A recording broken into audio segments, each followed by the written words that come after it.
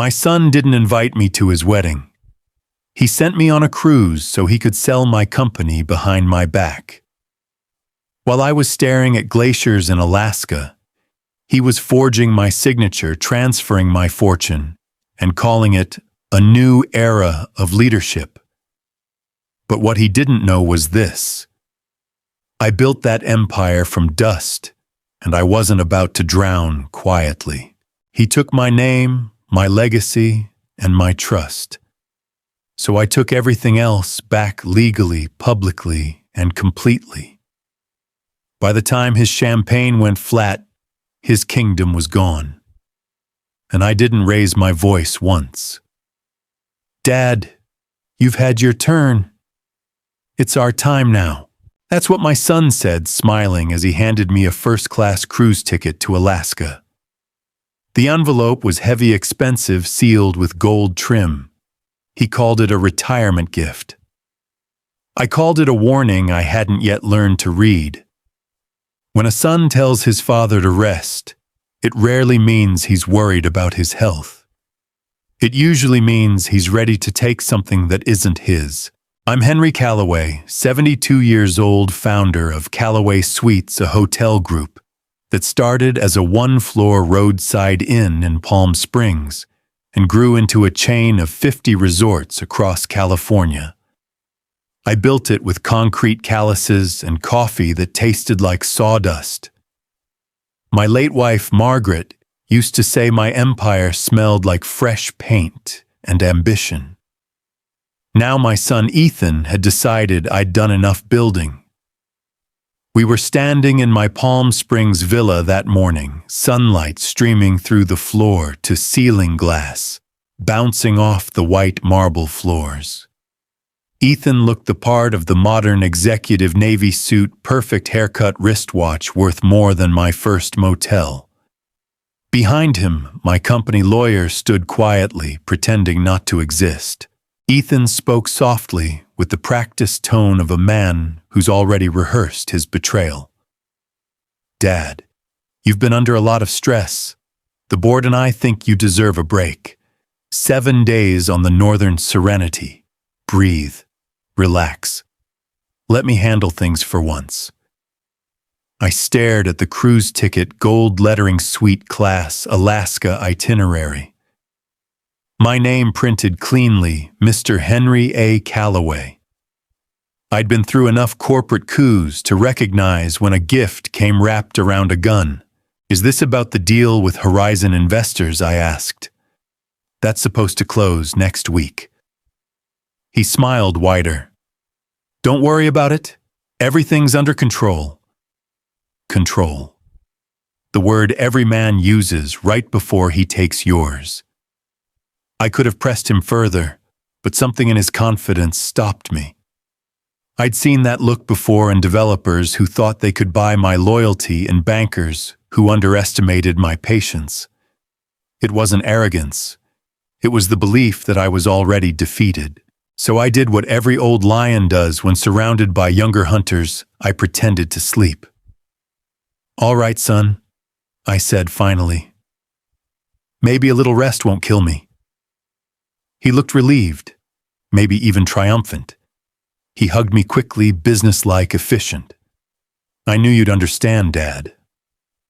That night as I packed for the cruise, I noticed something strange in the company's shared portal. My administrative access had been temporarily suspended due to technical updates. Harmless, they said. Routine. I smiled because nothing about corporate treachery is ever routine. The next morning I boarded the Northern Serenity from Seattle's pier, a floating palace of glass and gold. Staff in white uniforms lined the deck, greeting passengers with champagne. I took a glass but didn't drink. I just stared at the bubbles rising the way liars' promises always do before they burst. From the upper deck, the shoreline receded, and with it, everything I'd built for 5 decades. My hotels, my employees, my legacy, all sitting in the hands of a son who believed his father had finally surrendered. I stood there in the wind tuxedo jacket, pressed sharp silver hair catching the light, and whispered, "Let him think he's won." Because I knew something Ethan didn't. Empires don't crumble when the builder still breathes.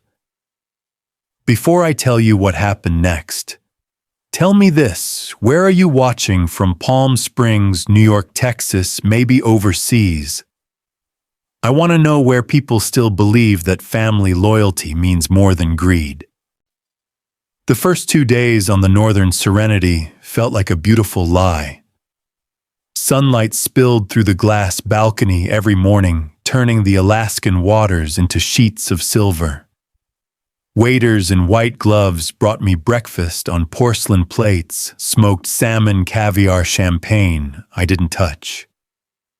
Every luxury was accounted for, every comfort delivered on cue. But I couldn't enjoy any of it. Because peace, when it's purchased by deceit, always tastes like something's burning underneath. Ethan's words echoed in my head. "You've had your turn.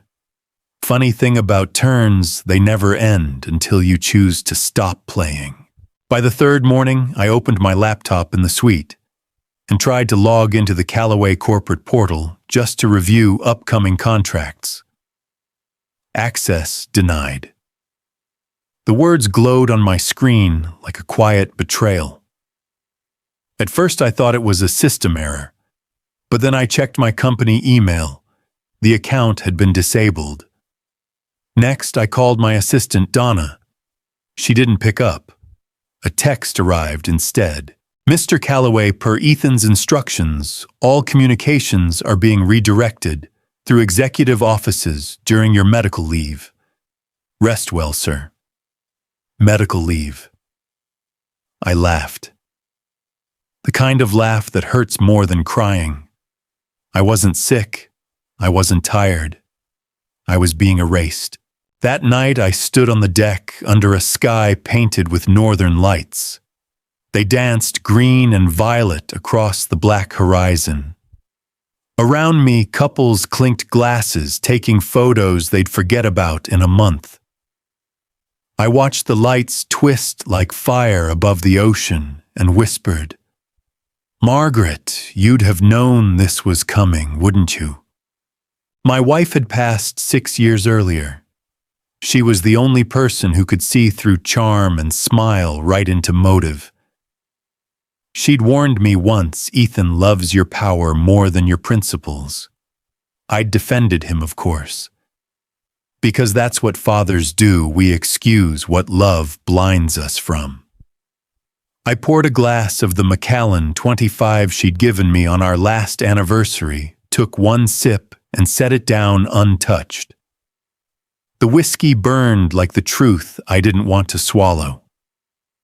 The next morning, I called my private banker in Los Angeles.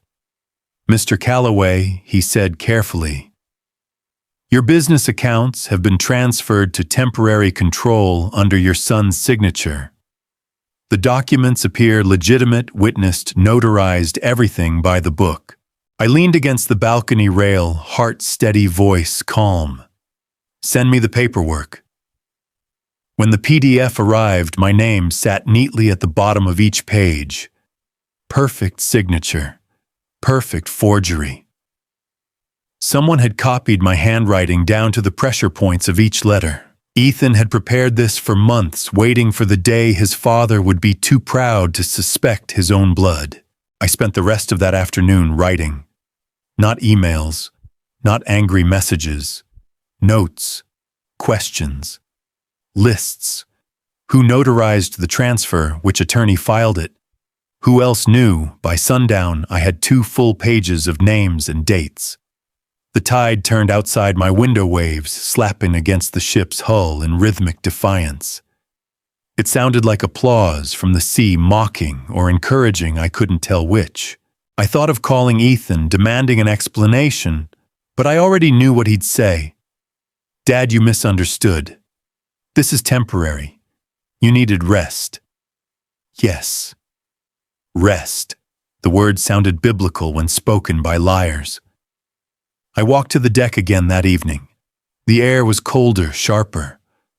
I looked at the horizon and whispered into the wind, God gave me strength to build it once. He'll give me wisdom to take it back. Because I still believed in something bigger than betrayal. Faith doesn't make you naive. It makes you patient. And patience, when guided by truth, is the sharpest weapon a man can carry. Heaven doesn't always send thunder when you're wronged. Sometimes it just hands you silence and waits to see what you'll do with it. When the ship finally reached port in Juneau, I didn't feel the need to disembark with the other passengers. They smiled, waving to photographers, clinging to souvenirs that meant nothing. I had no photos, no souvenirs, just a growing certainty that my son had declared war and thought I was too old to fight back. At 72, I'd been underestimated before, but never by my own blood.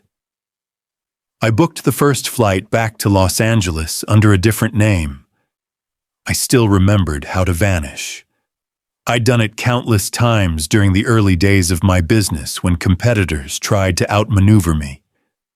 The trick was simple: disappear loudly enough that no one notices the silence. My penthouse in Palm Springs remained empty, untouched. I didn't go home. Instead, I checked into a mid-range hotel near LAX, the kind with paper-thin walls and carpets that smelled like old bourbon.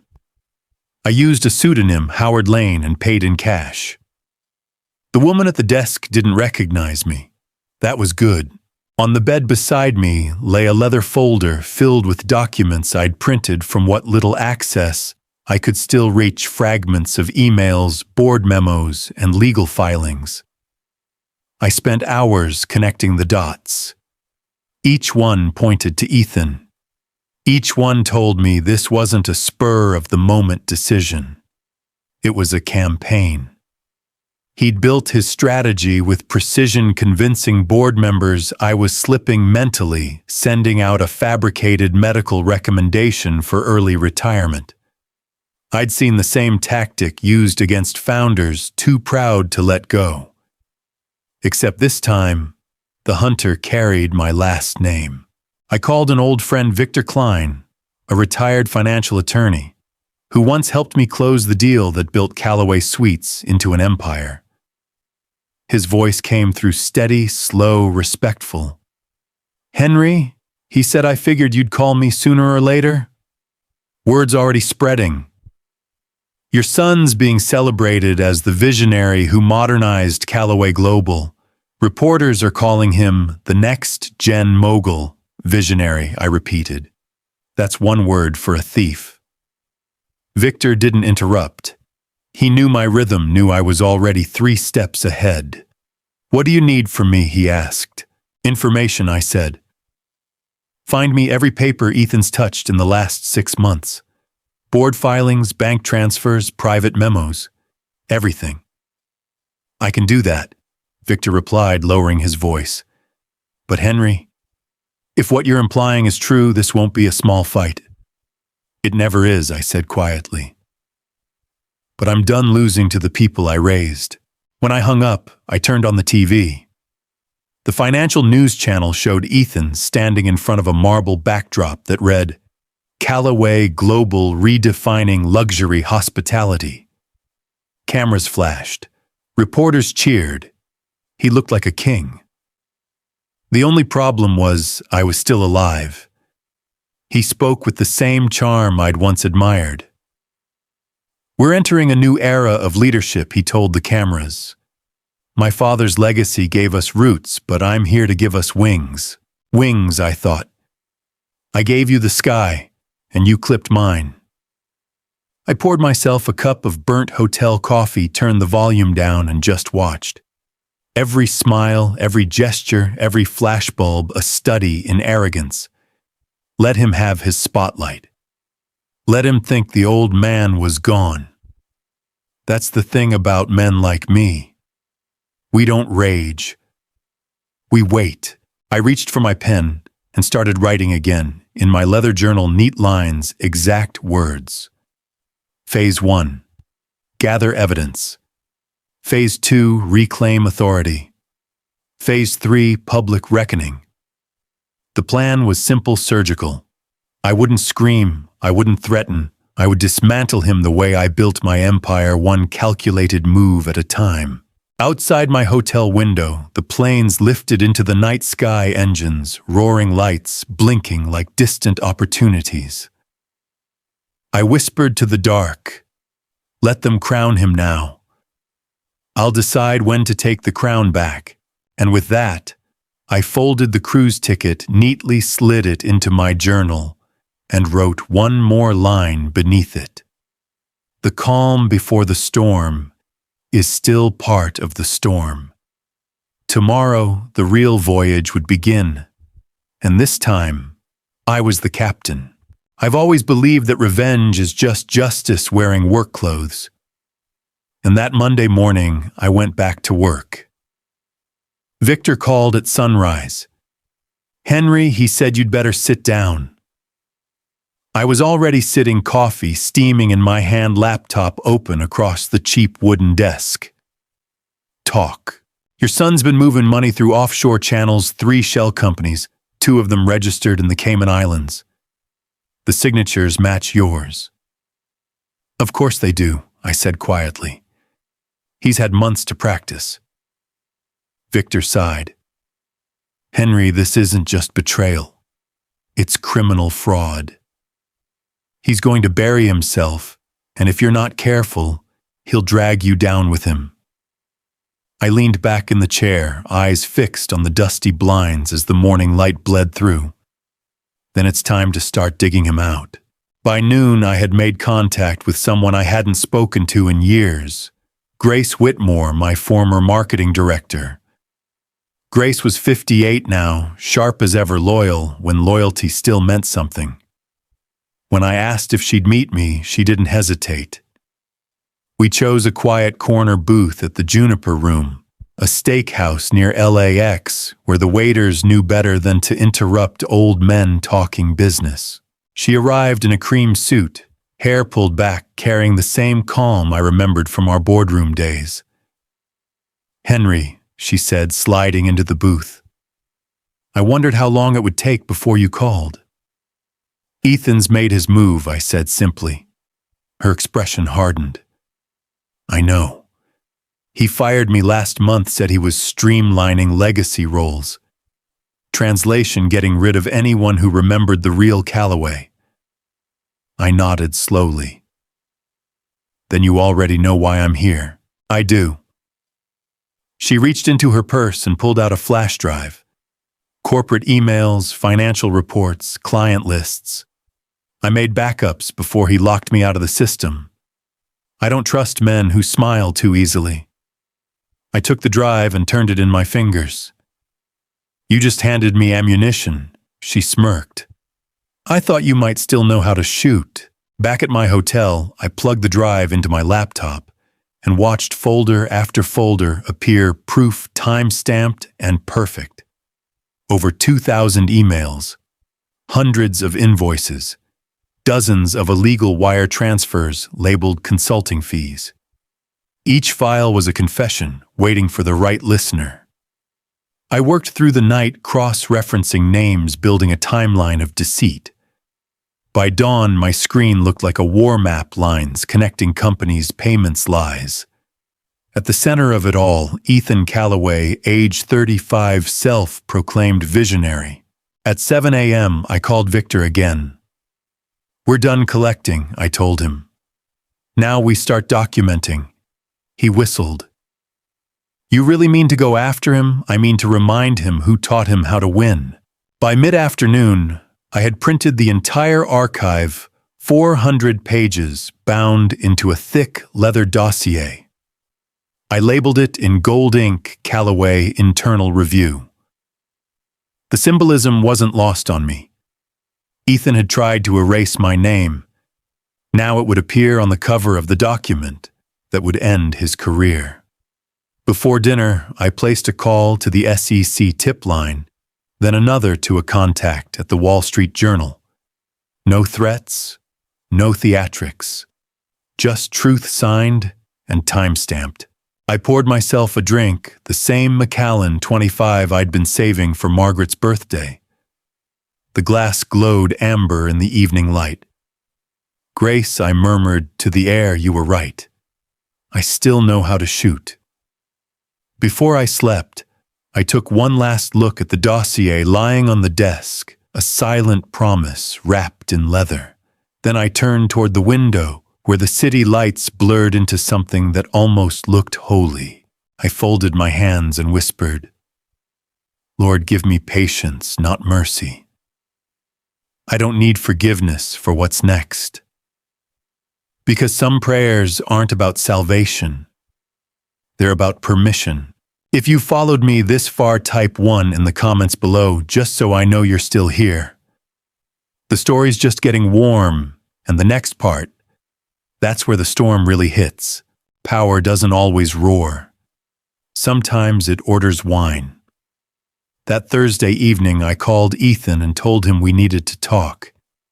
He hesitated at first, then agreed because arrogance always says yes to an invitation it should refuse. I chose Le Ver Noir, a private restaurant in Midtown Manhattan that served truffle risotto on porcelain thin as breath. The kind of place where silence was currency and secrets were the main course. I'd taken Ethan there for his 16th birthday once, when he'd still thought his father's approval was worth more than applause. When he walked in 15 minutes late, I recognized the boy beneath the man's suit. Perfect hair, sharp jaw, that same expensive watch. Except now it wasn't pride, I felt it was mourning. "Dad," he said, forcing a smile. "It's good to see you. You look rested." "Rested," I repeated, pulling out his chair. "That's one word for it." The waiter approached. "Would you like to begin with wine, sir?" I nodded. Barolo 2015, 2 glasses. Ethan smirked, glancing at the sommelier. "Still ordering like a king, huh?" I met his eyes. Old habits die hard. We sat in silence as the waiter poured. The air smelled of cedar and slow-cooked meat. The hum of discreet conversations filled the room. I studied Ethan the way a chess player studies the board before making his first move. So I said, "Finally, tell me about Callaway Global. How's my empire treating you?" He leaned back confidently. "Better than ever. We've rebranded, streamlined operations, modernized the image. The investors love the direction." "Of course they do," I said. "Everyone loves a young face standing on an old foundation." He shifted uncomfortably, taking a sip of wine but not tasting it. "Dad, you have to understand this wasn't personal. You built something amazing. I'm just taking it to the next level." I smiled, slow and deliberate. "And that next level happens to include forged signatures, Cayman accounts, and illegal transfers, correct?" The wine glass froze halfway to his lips. His eyes flicked up to mine, surprise breaking through his practiced calm. "I don't know what you're talking about." "Of course you don't," I said, setting my fork down. "Because men like you don't lie to win. You lie to survive. You've mistaken patience for weakness, Ethan. You always have." He glanced around, lowering his voice. "Dad, if you're trying to threaten me, threaten you," I chuckled softly. "No, son. I'm just here to deliver something you've earned." I reached into my jacket and pulled out a thick cream envelope. He eyed it greedily, probably expecting a check, or maybe some form of reconciliation. "Go on," I said, sliding it across the table. "It's your wedding gift." He tore it open quickly, and the color drained from his face. Inside wasn't money. It was a copy of the federal investigation notice stamped with today's date. A neatly typed heading read, "Preliminary Review, Callaway Global Holdings, Suspected Financial Misconduct." The blood left his cheeks. You. You filed this. I swirled the Barolo in my glass, inhaling its dark cherry notes. No, I said calmly. I simply supplied the truth. The government prefers facts over emotions. You're insane, he whispered, voice trembling. Do you realize what this means for me? I do, I said. And I also know what it means for the people you lied to, the partners you used, the father you erased. He leaned forward, whispering like a cornered man. You won't get away with this. I met his gaze steadily. Get away with what? Telling the truth. The waiter appeared just then, unaware of the war unfolding over white linen. Would you like dessert, gentlemen? Ethan shot up from his chair. No, he snapped, his voice cracking. I smiled politely. Just the check. As Ethan stormed toward the exit, heads turned to watch him leave. The boy who once learned manners at this very table now fleeing from the man who'd taught him. I took one last sip of wine and whispered to myself, the king has already moved his next piece. Outside Manhattan pulsed in gold and glass.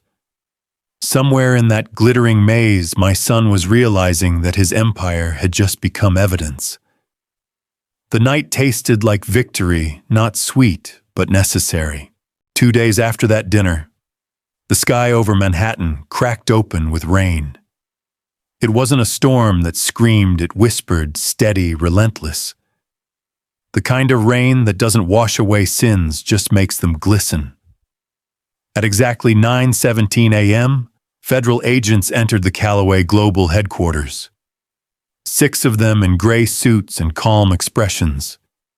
No shouting, no chaos, just quiet authority that says we know everything. The receptionist barely had time to blink before badges flashed and doors opened. Within minutes, the office that once smelled of champagne and ambition now reeked of fear and paper dust. I watched it all from my penthouse window on the Hudson. The TV muted live footage, playing in silence. Ethan stood near the entrance of his building, rain soaking through his perfect navy suit. Cameras swarmed, reporters shouted his name, but his voice, that confident, rehearsed tone, had vanished. He didn't know it yet, but this was what truth looked like when it came for you, not angry, not loud, just certain. I poured coffee into a white porcelain cup, black, no sugar, and let the steam rise like incense. The city stretched before me, alive, unaware, carrying on, as if one man's empire wasn't collapsing piece by piece. It was almost poetic. The same streets that once carried my trucks full of concrete now carried the agents hauling boxes of evidence. The same reporters who once called Ethan the prodigy of luxury now shouted words like fraud and embezzlement. Justice, I've learned, doesn't arrive in a tuxedo. It shows up in a raincoat holding a clipboard. My phone buzzed. It was Victor. It's done, he said simply. They've frozen every account tied to the Cayman structures. The board's resigning. The press will have the story by noon. I nodded, even though he couldn't see me. Good. Let the world see what happens when arrogance tries to rewrite legacy. Through the muted television, I could see Ethan being escorted to a waiting car. No handcuffs, not yet, but humiliation weighs heavier than metal. His expression flickered between disbelief and panic. He was learning that power without principle is just an invitation to disaster. An hour later, my phone rang again. This time, it wasn't Victor. Dad. That voice, ragged, breathless, didn't sound like the man who'd smiled over champagne a week ago. It sounded like the boy I once found crying behind the motel when he broke a customer's window and didn't know how to fix it. Dad, they're tearing my office apart, he said. Agents, reporters, everyone's here. You have to help me. I didn't answer right away. I wanted to remember the sound of consequence. I warned you, Ethan. I said finally, my tone quiet, almost kind. You built your empire on lies. It was never going to stand. You don't understand, he shouted. They think I laundered money. They're saying I forged your name. They're not saying it. I interrupted. They're proving it. He went silent for a long moment, and I could almost hear his breath shaking through the line. Did you do this to me? I looked out the window, rain streaking down the glass like the slow tears of a city that had seen too many kings fall. No, I said calmly. You did this to yourself. I just sent the invoice to God. The line went dead. I stood there for a while, letting the silence fill the room. The clock ticked. The rain fell. And somewhere in Manhattan, my son learned that the most expensive lesson in life isn't failure. It's betrayal. Later that afternoon, the headlines broke. Callaway. Global under federal investigation. CEO faces fraud charges. The words scrolled across every screen in the city. Stock tickers dropped. Investors vanished. The empire he'd stolen began to crumble faster than he could count the losses. I sat back in my leather chair and whispered to Margaret's photograph on the shelf beside me. You were right again, my love. He needed the fall to remember the ground. The rain slowed, fading into mist. Outside, the clouds cracked just enough for a thin beam of sunlight to break through, landing across my desk, right on the dossier marked Callaway Internal Review. I took a slow sip of cold coffee and closed my eyes. Faith, I thought, isn't about asking for miracles. It's about accepting justice when it arrives, even when it wears your son's last name. That night, I didn't celebrate. I didn't drink. I simply stood at the window and watched the lights of the city blink back to life one by one. Somewhere down there, Ethan was learning the one truth he'd spent his whole life ignoring. You can steal your father's name, but not his peace. By Monday morning, the Storm had a headline: The Fall of a Dynasty, Callaway Global Under Federal Investigation. My son's face was everywhere: television, newspapers, the front page of the Wall Street Journal. His perfect smile now looked like evidence. But not all storms destroy. Some wash away the dirt so the truth can breathe again. When I walked into the Grand Hyatt ballroom that afternoon for the investor conference, the room fell silent. It had been years since I stood before those people, bankers, developers, hoteliers, the same crowd that once toasted to my retirement.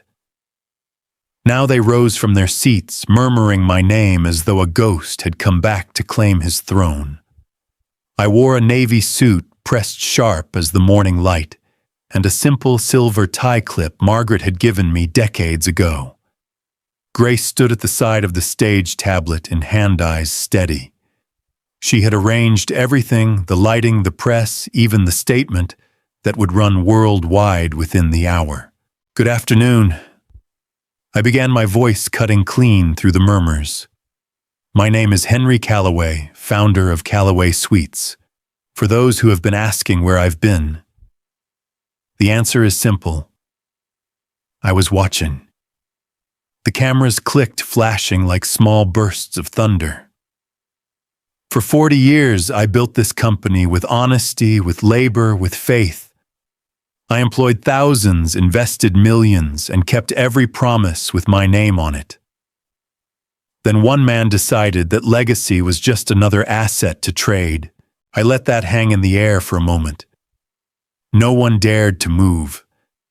That man was my son. A hush swept the room, not shock, but recognition. They had all known. They'd just been too polite to say it. I don't stand here to seek pity, I continued. I stand here to make something clear. Callaway Suites was not built on deceit, and it will not die by it. Grace dimmed the lights. Behind me, the screen flickered to life photographs of my earliest hotel's workers pouring concrete the first grand opening in Palm Springs, Margaret, cutting the ribbon with a smile that could light a decade. This, I said, gesturing toward the images, is the real Callaway. Built by hands, not lies. Applause began slowly. One pair of hands, then two, then an avalanche. The kind that doesn't come from sympathy, but from respect rediscovered. When the room quieted again, I continued. As of today, I am returning to leadership. We will restore this company's integrity.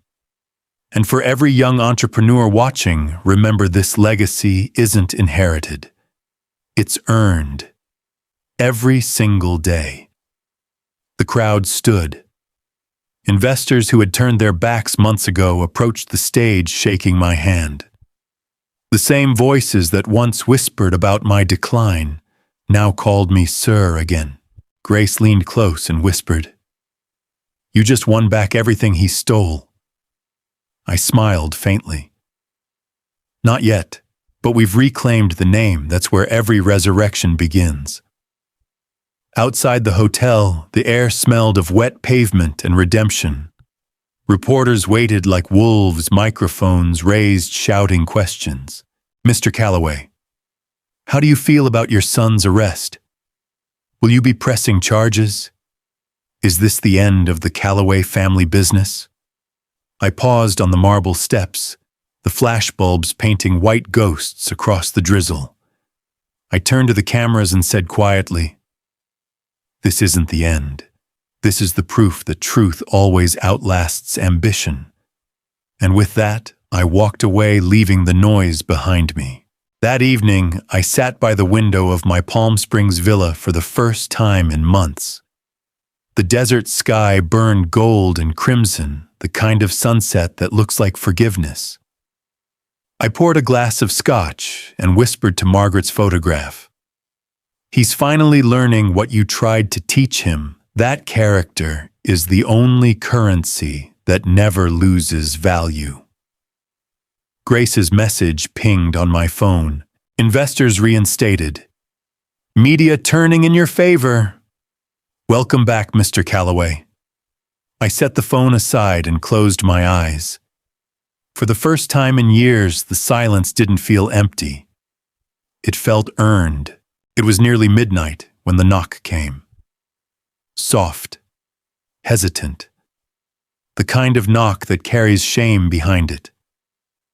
I knew who it was before I opened the door.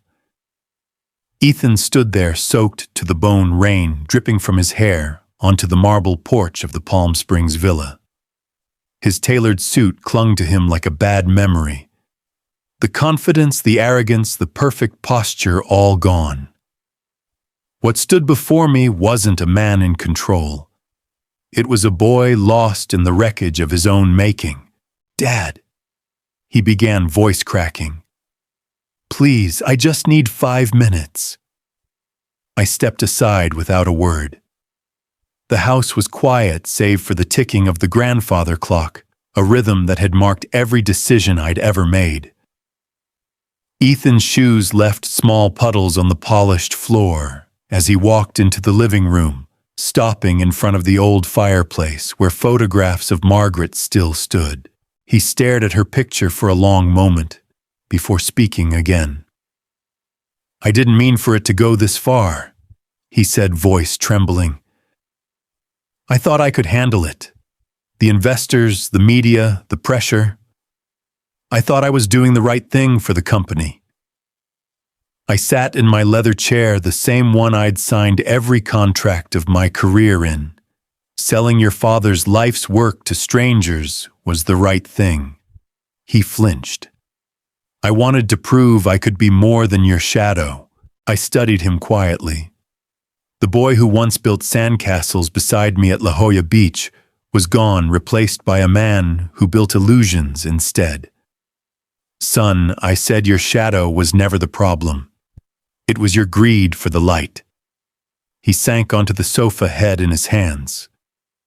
They're charging me, Dad. Fraud, forgery, tax evasion. The lawyers say it could be years before this clears. I'm losing everything. You already lost everything the moment you chose dishonor, I said evenly. The rest is paperwork. He looked up at me, eyes red. I can fix this if I can just get the company back. If I can rebuild what's left. Please, I need your help. I walked to the fireplace, took down a framed photograph, Ethan at 16, shaking my hand at the opening of our 10th hotel. He was smiling then. The kind of pure smile that didn't know what power could do to a man. Do you remember this day? I asked. He nodded weakly. You said hard work is the only inheritance that matters. And I meant it. I turned the photo toward him.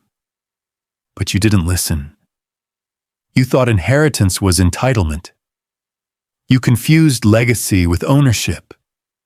He stood and stepped closer, desperation overtaking dignity. Dad, I'm begging you.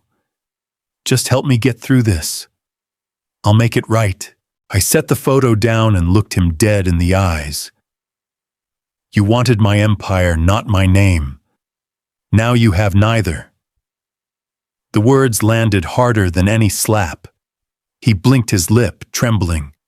For a moment he looked 10 years old again, small, lost, afraid. Please, he whispered, I can't lose everything. I walked to my desk, opened a drawer, and pulled out a single envelope.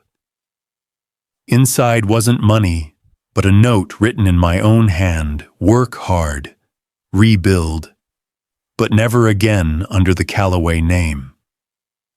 I placed it on the coffee table between us. That's all I have for you. He stared at the letter, eyes glistening with the reflection of the firelight.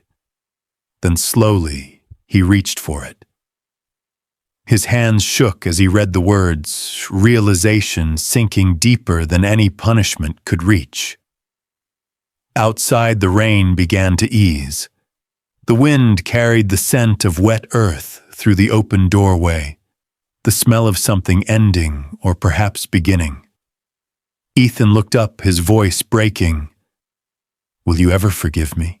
I turned toward the window where the desert horizon glowed faintly under a bruised sky. Forgiveness isn't a favor, Ethan. It's a consequence of truth, when you understand that you'll have it. He nodded silently, tears mixing with rainwater on his cheeks.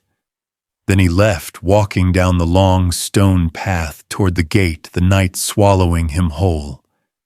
I stood there until the sound of his car faded into the distance.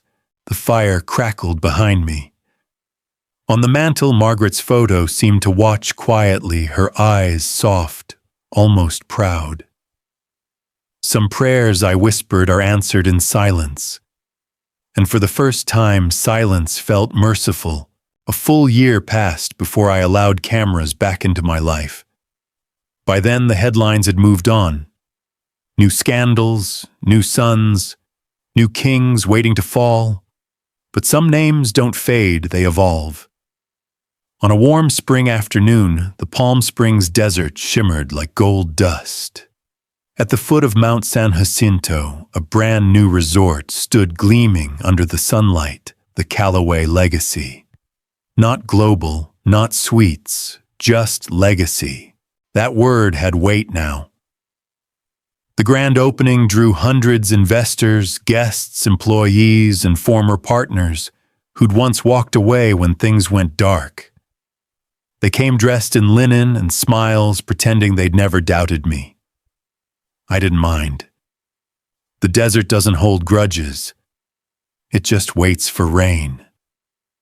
Grace stood beside me on the stage, tablet in hand, as always sharp as polished glass, but with the warmth that time gives to loyalty. They're ready, Henry, she said softly.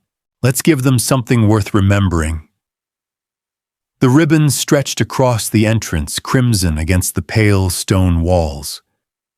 I took the scissors, gold-handled and heavy, and paused before cutting. For a moment I saw another ribbon decades ago, Margaret's smile, young and sure, sunlight, glinting off her wedding ring as we opened our very first inn on the California coast. Back then, we had nothing but grit and each other. Now standing beneath the same sky, I realized I hadn't built this to prove anything to the world. I'd built it to prove something to myself, that integrity can outlast ambition, and that the end of one legacy can be the birth of another. The blades closed with a crisp snip. The crowd erupted in applause. Cameras flashed, reporters cheered, and for the first time in years, the sound didn't feel hollow.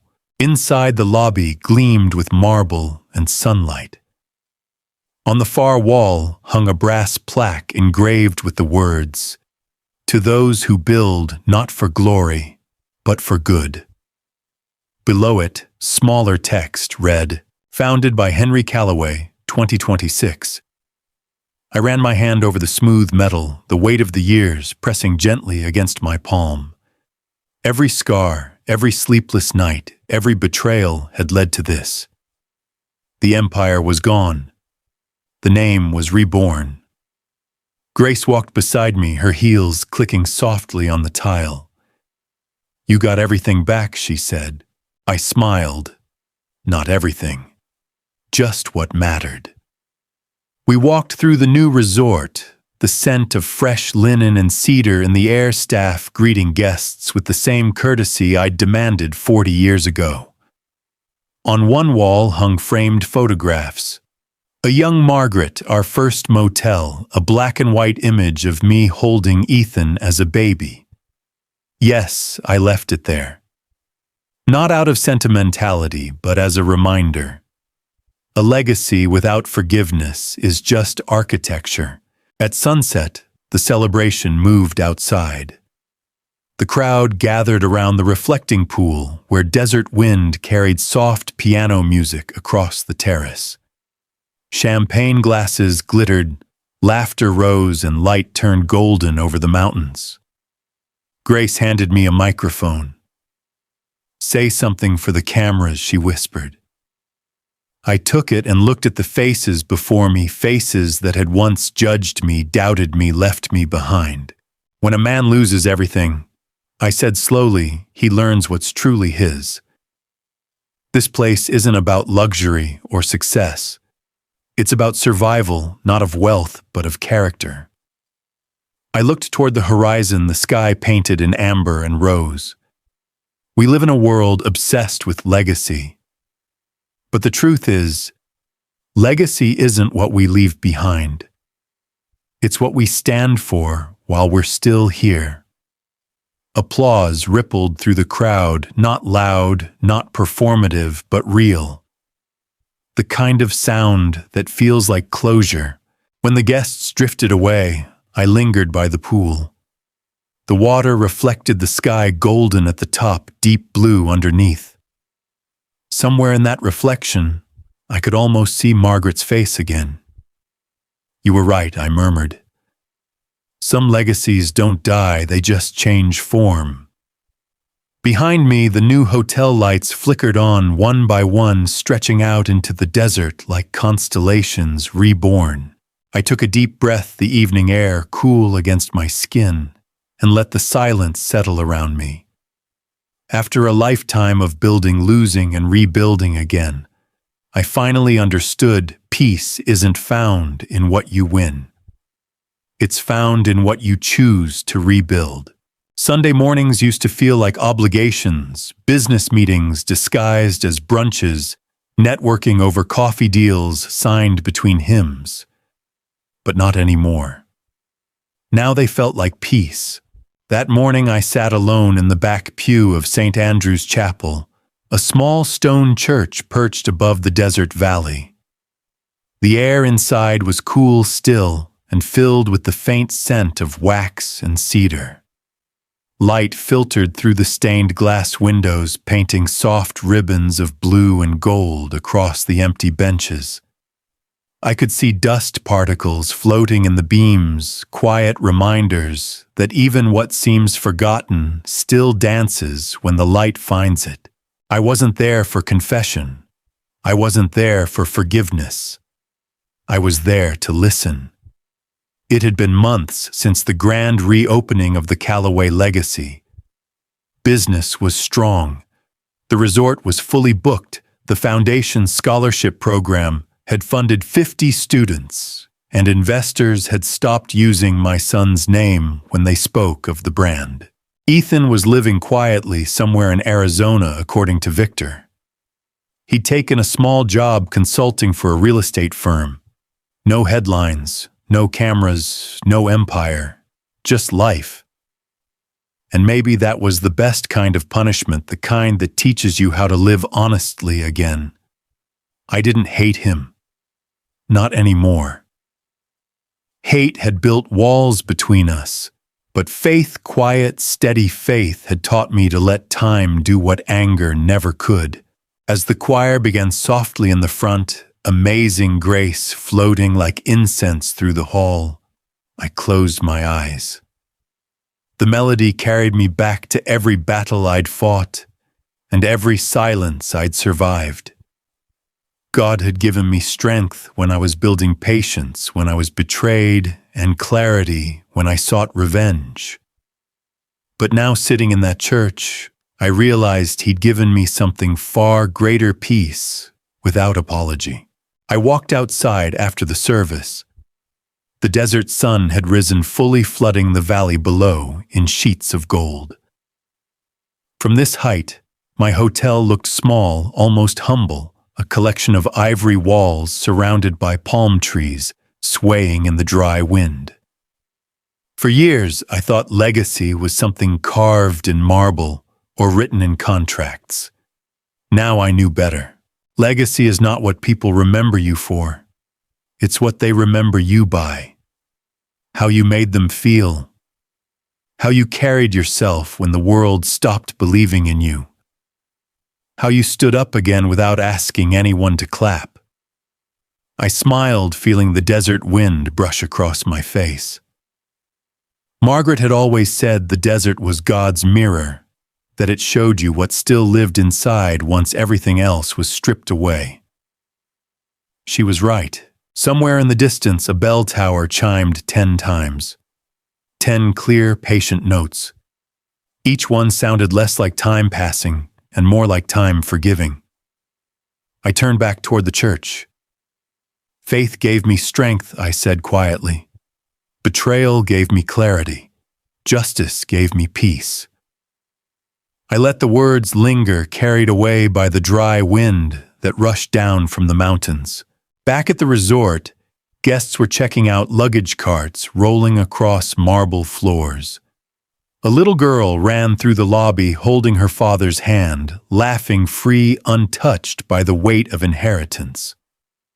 I stopped for a moment, watching them. The father lifted her up, spinning her once before they disappeared through the doors. And in that instant, I saw something I hadn't seen in years: hope. Not in profits, not in redemption, but in the simple act of love passed forward. Maybe that's what legacy truly is.